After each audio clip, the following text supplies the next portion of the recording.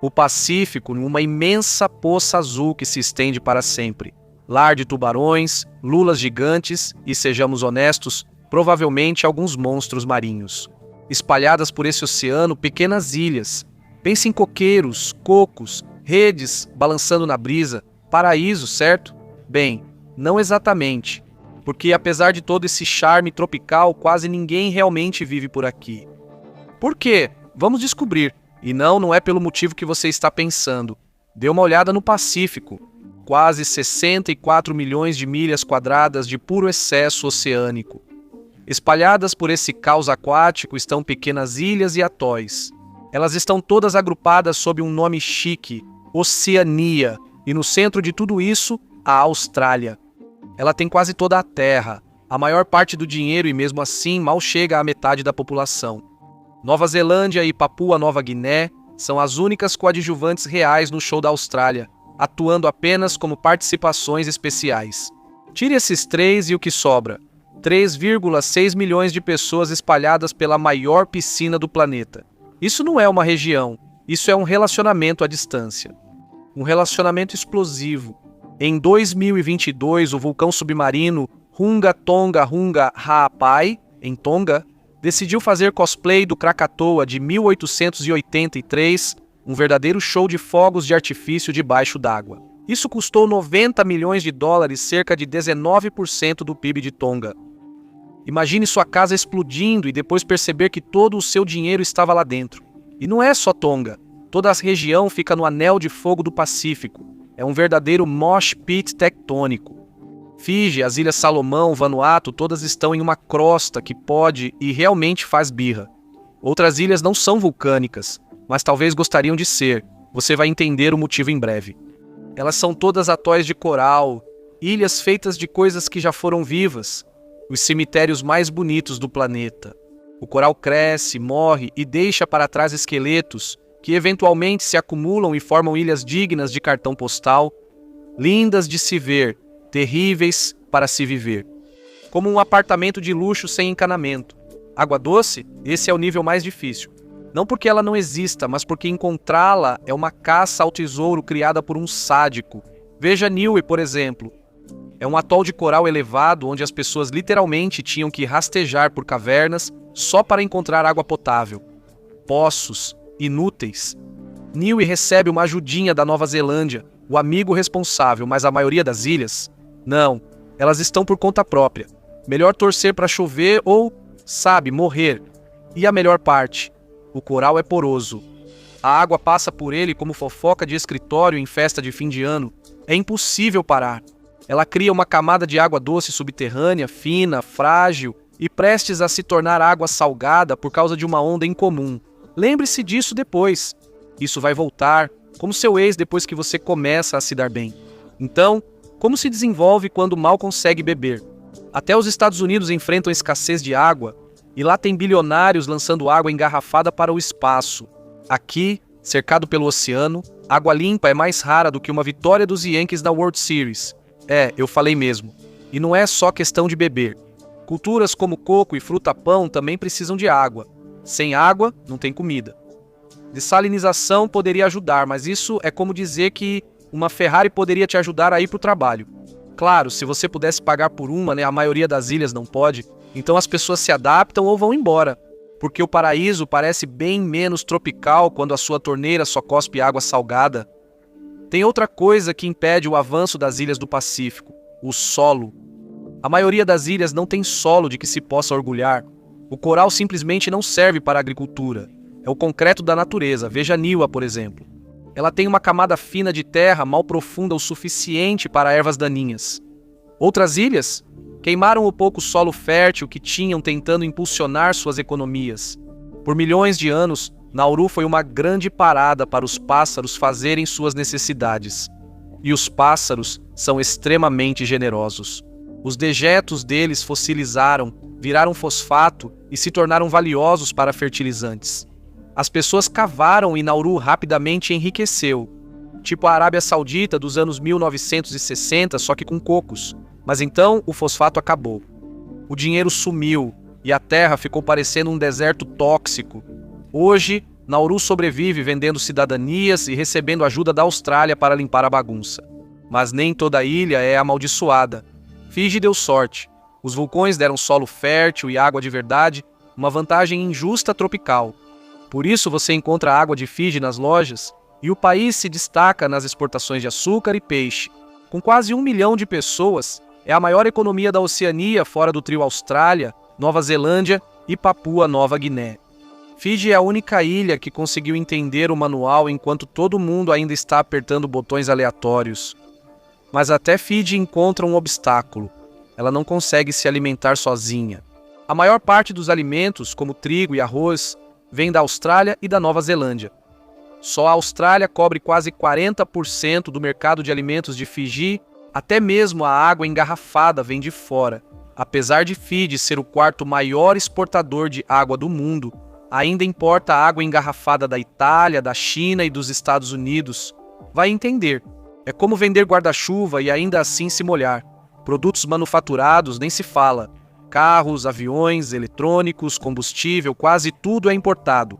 De acordo com o Banco Mundial, cerca de 70% de todos os bens e serviços de Fiji vêm do exterior.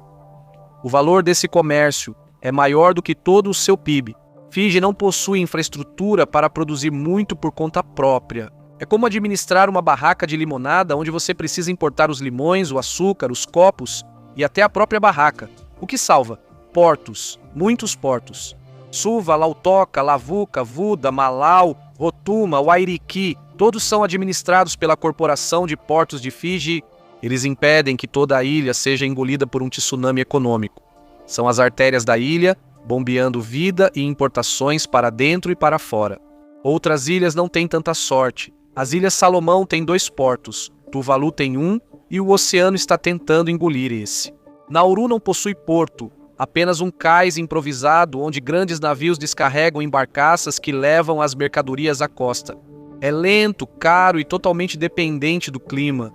E você achava que a entrega da Amazon Prime era demorada, mas Nauru está tentando resolver isso. Eles estão construindo um porto de verdade do zero, ambicioso para uma ilha de coral sem porto natural, com pouco dinheiro e oceano demais. Cada remessa percorre milhares de milhas lentamente, e o mau tempo transforma o atraso na entrega em um modo de vida. Mas construir sobre coral é como fazer uma cirurgia com uma marreta. Você tem que dragar o recife, construir paredes de concreto e torcer para que aguente. Pense nas ilhas artificiais da China, sem a geopolítica, mas com um medo existencial. O custo? Destruir a ilha. A fundação de Nauru não é rocha, é vida marinha fossilizada. É um material frágil que se desgasta mais rápido que minhas aspirações de carreira. E a areia de coral que retém água doce? Ela é leve, arejada e recebe pancadas constantes das ondas. Então, quando não está se dissolvendo, está se desintegrando. Lembre-se disso, isso vai ser importante daqui a pouco. Então, Nauru ainda está tentando terminar seu porto. Com a ajuda da Austrália, é claro, o projeto começou em 2019, sabe? Logo antes do mundo pegar fogo. A pandemia chegou, o trabalho desacelerou e o novo porto reluzente que deveria ser inaugurado em 2020 foi adiado pelo preço módico de mais 15 milhões de dólares australianos. A nova data de inauguração ninguém sabe. Talvez em breve. Por que pergunta? Quando estiver pronto, o mundo já terá seguido em frente. Um porto da era de 2020 em um oceano de 2050. Mas não pense que esse tipo de confusão só acontece nas ilhas menores. Vamos falar sobre a Ilha Wake. Você provavelmente já ouviu esse nome. Acontece que é outro atol de coral formado pelas ilhas Wake, Peel e Wilkes. É administrada pelos Estados Unidos, reivindicada pelas Ilhas Marshall e foi disputada pelo Japão na Segunda Guerra Mundial. Aparentemente, o valor estratégico é medido por queimaduras de sol e falta de água doce. Reabastecer Wake não é fácil. Não por causa da distância, e isso também, mas principalmente porque não pode abrigar um porto natural. O Recife é muito raso. Os navios não podem atracar sem deixar parte do casco para trás como lembrança. Então, assim como em Nauru, tudo precisa ancorar longe da costa e ser levado de barco até a ilha.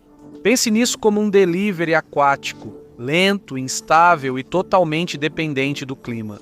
Há uma pista de pouso de 3.000 metros, cortesia dos militares dos Estados Unidos, ótima se você é um jato de emergência, Péssima se você é uma caixa de feijão enlatado. Transportar carga de avião para tão longe sai mais caro que o valor da carga, até mesmo para os Estados Unidos. Por isso, Washington não tem urgência em construir um porto lá. Não vale os bilhões. Nauru não tem esse luxo, tem que se virar com o que tem, inclusive com os surtos do oceano. E as ondas não são nada suaves. Construções sobre coral duram tanto quanto castelos de areia na maré alta. Uma onda forte e seu investimento desaparece indo até a Tasmânia. Isso é um problema porque o noroeste do Pacífico gera cerca de 26 ciclones tropicais todo ano, 26.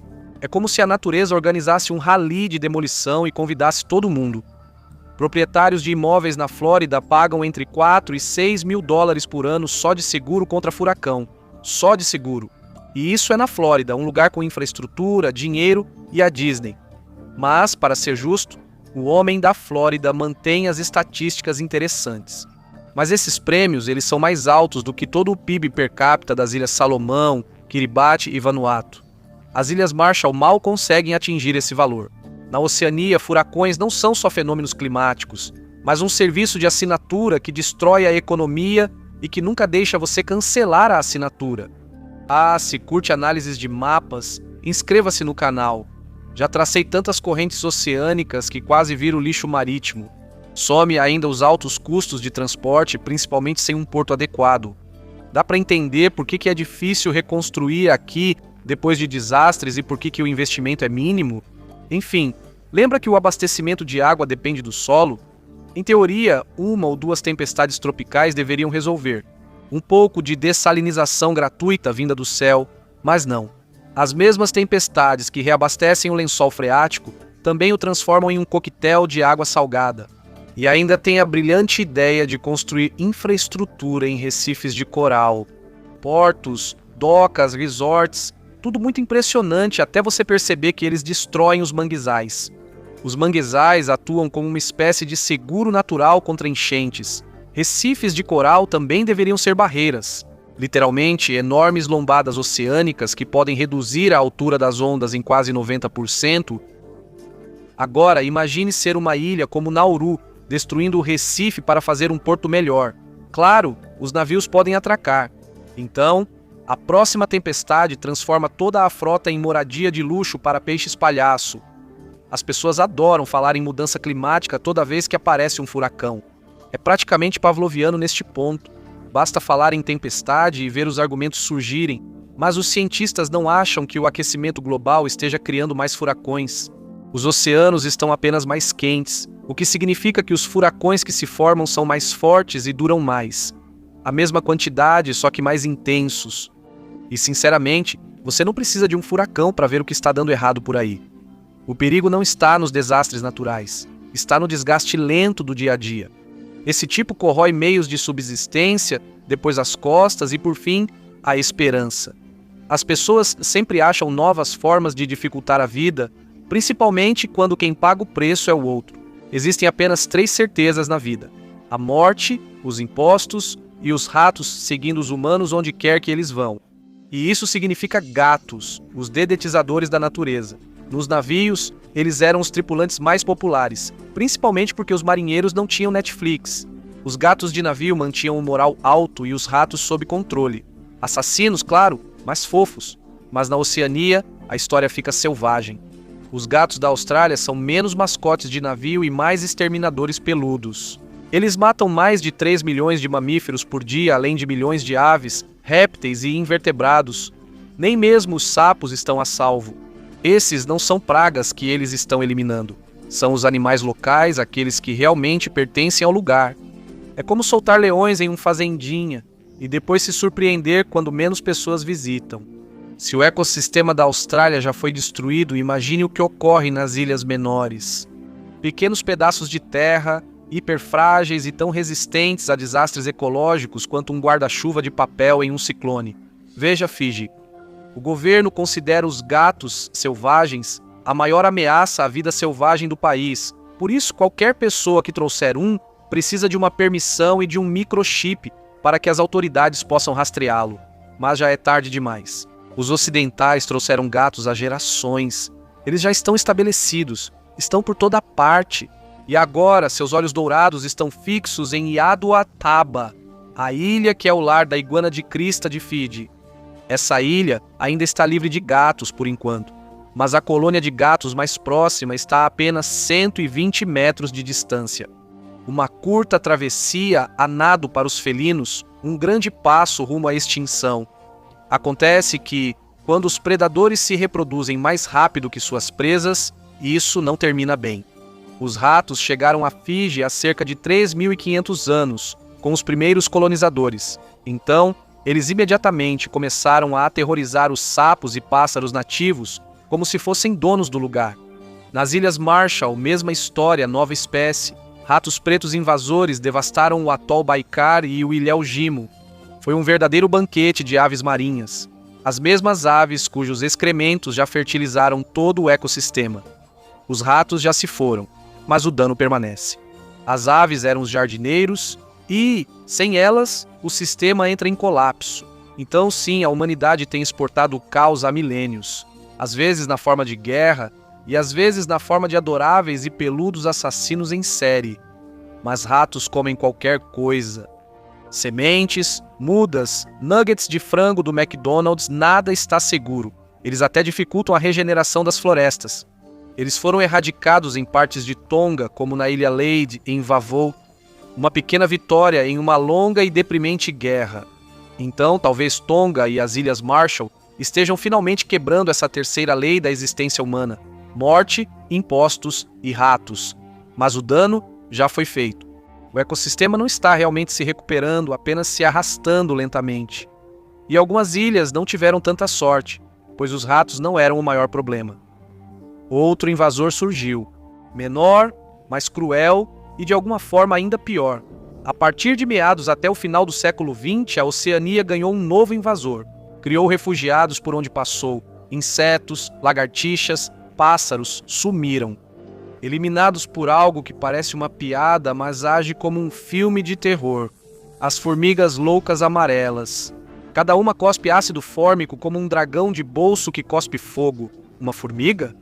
Não é grande coisa, mas agora existem bilhões e bilhões delas. E todas estão irritadas e todas estão cuspindo.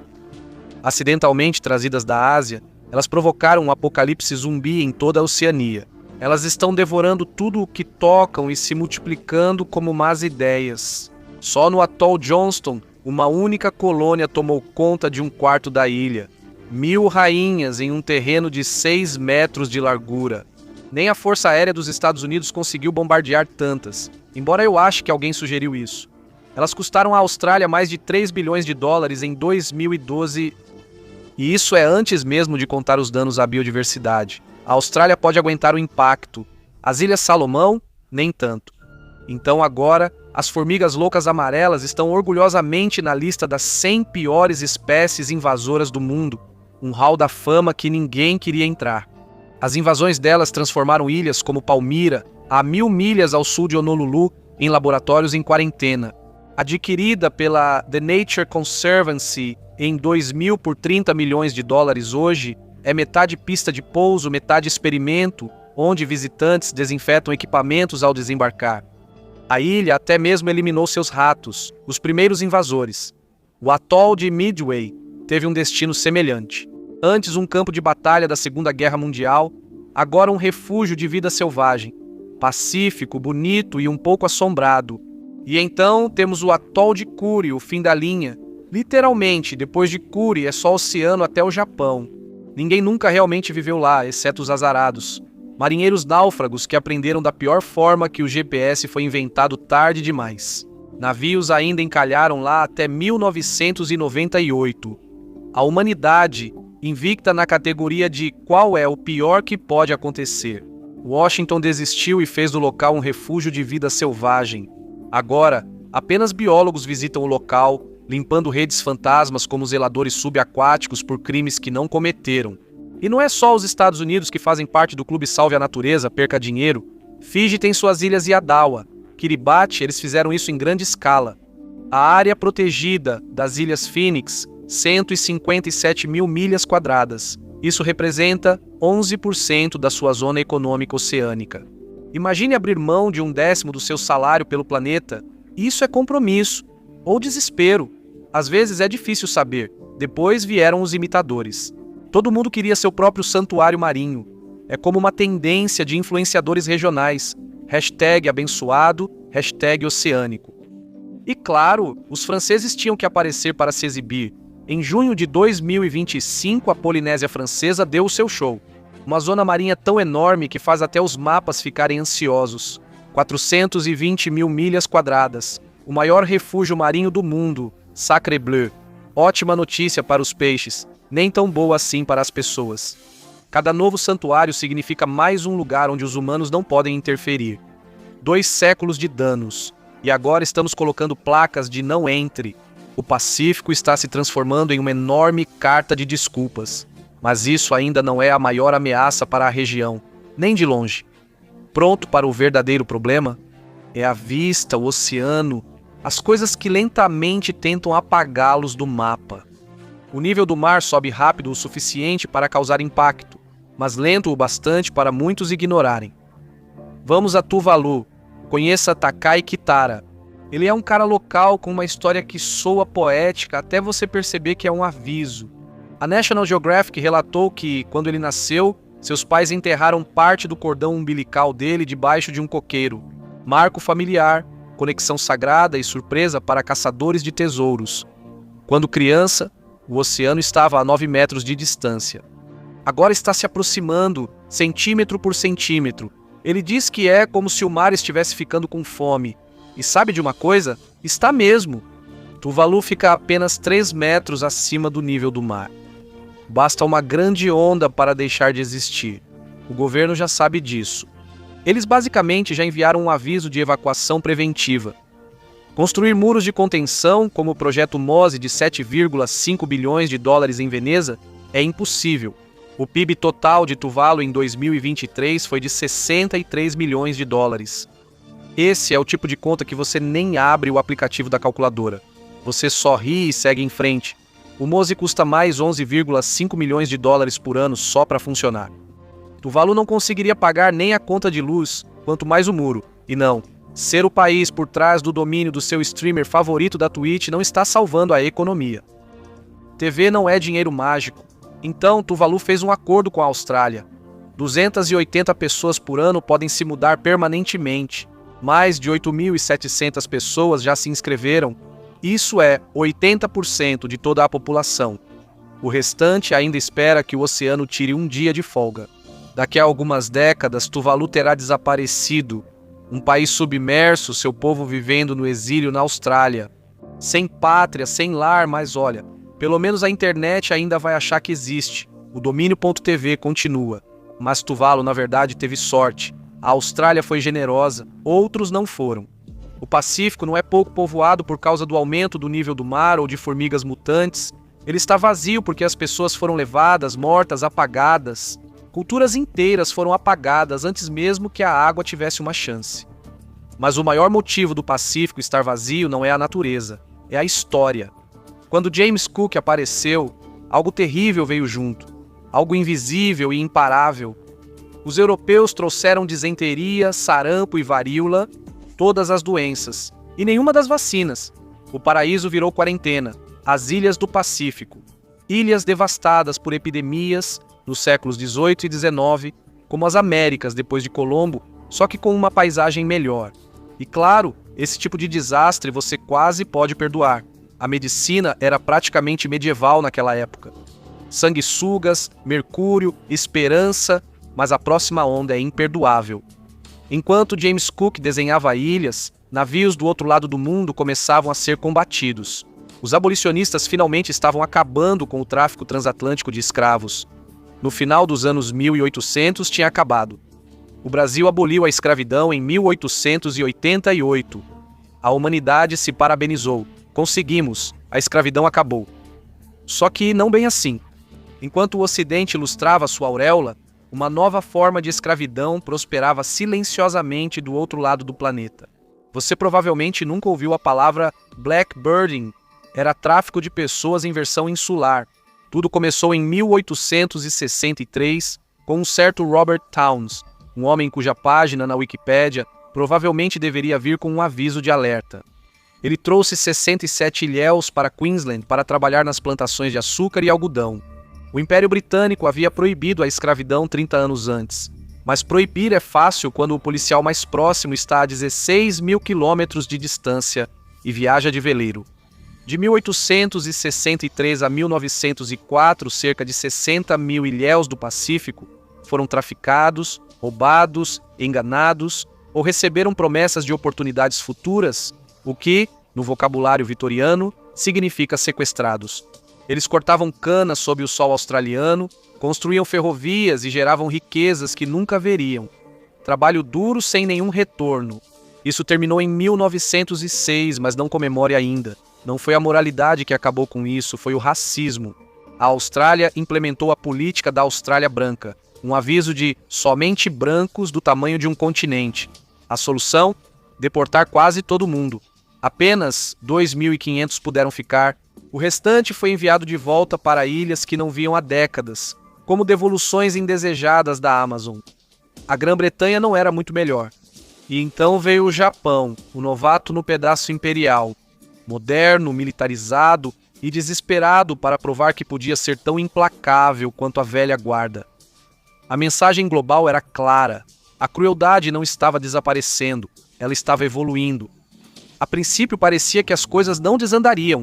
O Japão assumiu as antigas ilhas do Pacífico da Alemanha após a Primeira Guerra Mundial e até melhorou a situação.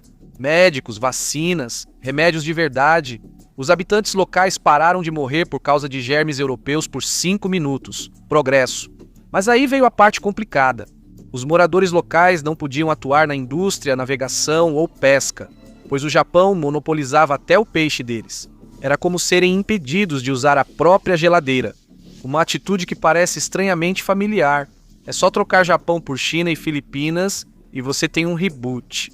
Só que essa versão teve menos manchetes e nenhuma opção de revidar. Aí chegaram os anos 1940 e tudo desmoronou de novo. Guerra, ocupação, horror. O Japão invadiu Nauru e massacrou 39 pacientes de lepra.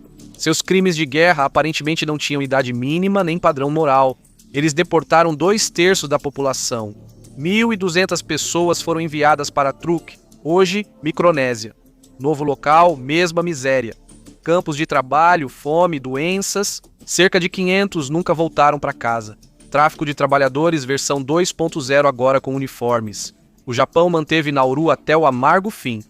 Só se renderam quando Hirohito percebeu que, bombas nucleares são ruins para os negócios. Mas a paz não resolveu. O jogo só trocou de jogadores. Mesmo tabuleiro, nova bandeira. As grandes potências continuaram jogando o Pacífico de um lado para o outro como uma bola que ninguém queria pegar.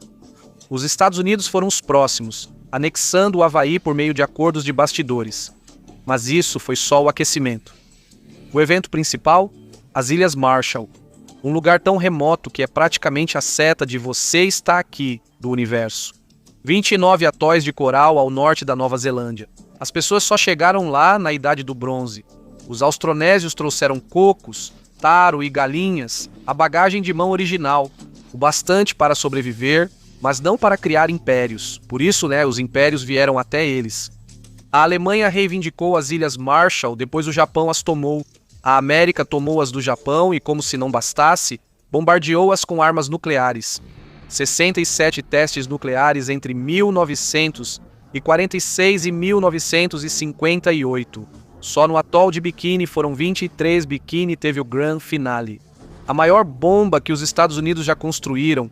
O paraíso virou pó. E a ironia, o nome ficou. Bikini virou um traje de banho. Uma jogada de marketing tão bizarra que é como batizar uma lingerie com o nome de Chernobyl. Em 1º de março de 1954, o camarão explodiu. O nome mais fofo de todos para uma explosão de 15 megatons, 1000 vezes mais forte do que as bombas lançadas sobre o Japão. A explosão transformou o coral em pó, que caiu de volta como neve. Bonito até você lembrar do veneno? Os moradores locais, ninguém perguntou se eles queriam um lugar na primeira fila para o fim do paraíso. No final dos anos 60, a ilha era segura. Em 1978, esquece. A água estava contaminada com estronço e plutônio apareceu nos dejetos das pessoas. O tio Sam prometeu 561 milhões de dólares em indenizações. O cheque ainda está a caminho. E se isso já não for deprimente o bastante, os Estados Unidos detonaram uma bomba nuclear em sua própria ilha, Atoll Johnston. Reivindicada em 1934, era tropical e isolada. Então, naturalmente, o lugar perfeito para explodir coisas. 16 bombas nucleares entre 1958 e 1963. Porque, afinal, por que parar em uma ideia ruim só? Depois, o Congresso ficou criativo. Vamos testar nossas armas químicas também. Mesma ilha. Ótimo plano. 400 mil projéteis com produtos químicos. 2.000 toneladas de agente nervoso. O lugar inteiro foi devastado. O único ser vivo lá agora? Formigas. As formigas loucas amarelas. Coincidência? É. Até agora vimos ilhas amaldiçoadas, experimentos científicos acidentais e potências mundiais tratando o Pacífico como um parquinho cheio de granadas de mão. Você pensaria que as pessoas iam evitar, mas nem toda a ilha ganhou a edição de filme de terror. O Havaí, esse sim, ganhou os melhores momentos. O clube da anexação não queria só açúcar. Eles queriam imóveis com personalidade, cartões postais que se vendem sozinhos, praias, vulcões. 4 deles estão ativos. Mauna Loa, Kilauea, Walalai e Loihi. Esse é o que fica debaixo d'água. Basicamente um submarino de lava. Assustador? Ah, nem tanto. Os locais sabiam. Lava era vida, solo fértil, fertilizante vindo das profundezas do inferno. Era perfeito para taro, batata doce e, claro, abacaxi, a fruta favorita do capitalismo. Adicione peixe, frango, porcos e você tem um cardápio paradisíaco instantâneo. Aqueles vulcões não só espalhavam nutrientes por aí. Eles esculpiram as ilhas, deixaram-nas mais altas, mais fortes, mais dramáticas. Como se o Havaí tivesse chegado ao Pacífico e pedido o pacote premium. Mais altitude significa mais água. Rios, lagos, cachoeiras que parecem photoshopadas. Veja Wailuku na Ilha Grande. Pearl Harbor recebe toda a fama, mas o Havaí está cheio de portos. 10 deles, a força vital da economia do estado. Tudo chega de navio, comida, combustível, o que você imaginar. Não é barato viver no paraíso, mas o pessoal aqui está indo bem. Acontece que viver em uma ilha é diferente quando você está no sistema tributário dos Estados Unidos, mas o Havaí sempre foi cheio de gente. Muito antes de James Cook chegar navegando com seus germes e curiosidade, cerca de 300 mil pessoas viviam aqui, talvez até 1,5 milhão. O verdadeiro desastre não foi o isolamento, foi o contato ocidental. Epidemias chegaram como uma invasão invisível, e o Havaí não estava sozinho. Tahiti, mesma história. Antes dos europeus aparecerem na década de 1760, o lugar tinha entre 110 e 180 mil pessoas. Por quê? Porque aquelas não eram apenas ilhas bonitas. Elas foram moldadas por vulcões do tipo escudo. Vistas de cima, parecem enormes escudos espartanos do filme 300. Isto é Tahiti, mas você sabe, com coqueiros. O vulcão morreu, mas deixou para trás tudo o que uma civilização poderia desejar. Solo fértil que retém água, penhascos altos, vales profundos, praias de areia preta que parecem ter sido importadas de um spa de luxo e rios longos. Papenoo atravessa 32 quilômetros pela ilha. Monte Orohena, o ponto mais alto do Tahiti, com mais de 2.200 metros de altura, alto o suficiente para ter neve nos trópicos. A neve derrete, a água do degelo alimenta 35 afluentes e todas aquelas cachoeiras que você vê em anúncios de viagem, onde influenciadores fingem que acabaram de encontrá-las por acaso. E não é a única. Raiatea tem o rio Faroa. Barcos podem realmente navegar até lá. Um cruzeiro fluvial tropical sem jacarés incluídos. Com tanta água doce, o Tahiti poderia cultivar quase qualquer coisa. Bananas, frutas vermelhas, cítricos, nonos, uma seção completa de hortifruti movida pela geologia. E o vulcão não parou por aí. Ele formou portos de verdade. Profundos, seguros, dignos de cartão postal. Papeete se tornou o maior. Bora Bora virou o mais sofisticado. E os navios de cruzeiro adoram isso. E sim, eles são ainda maiores do que navios cargueiros. Então Tahiti tem de tudo. Solo, água, portos, turistas, comércio, paraíso com infraestrutura. Então, Havaí e Tahiti deram sorte, prosperam por causa do solo sob eles. Armadura de roteiro literal. A distância do continente, irrelevante. Os vulcões fizeram o trabalho pesado. Eles elevaram a terra para rir do aumento do nível do mar. Rir educadamente, claro. Enquanto isso, os pequenos estados atóis, Tuvalu, Kiribati, Tokelau, não têm nada além de sal, luz do sol e um calendário de chegadas de barcos. Toda necessidade básica chega de barco. Água, comida, esperança. Para os humanos, viver em uma ilha que não se chama Havaí ou Tahiti é um dilema tropical. Se construir demais, você destrói o ecossistema frágil que te mantém vivo. Se construir de menos, você fica preso. Um ponto, uma mancha, um cartão postal que ninguém mais envia. É um equilíbrio delicado. A vida é como andar na corda bamba esticada sobre água salgada. O Pacífico não é vazio. Ele é exclusivo como uma boate que só deixa entrar ilhas com altitude. O oceano, o solo, o ecossistema e os impérios. Eles são os seguranças. Eles decidem quem pode ficar. Obrigado por me acompanhar hoje. Espero que você tenha gostado do vídeo. E se quiser ver mais vídeos como este, então por favor considere se inscrever e ativar as notificações. Isso realmente faz diferença. Obrigado novamente e até a próxima no Matchpack.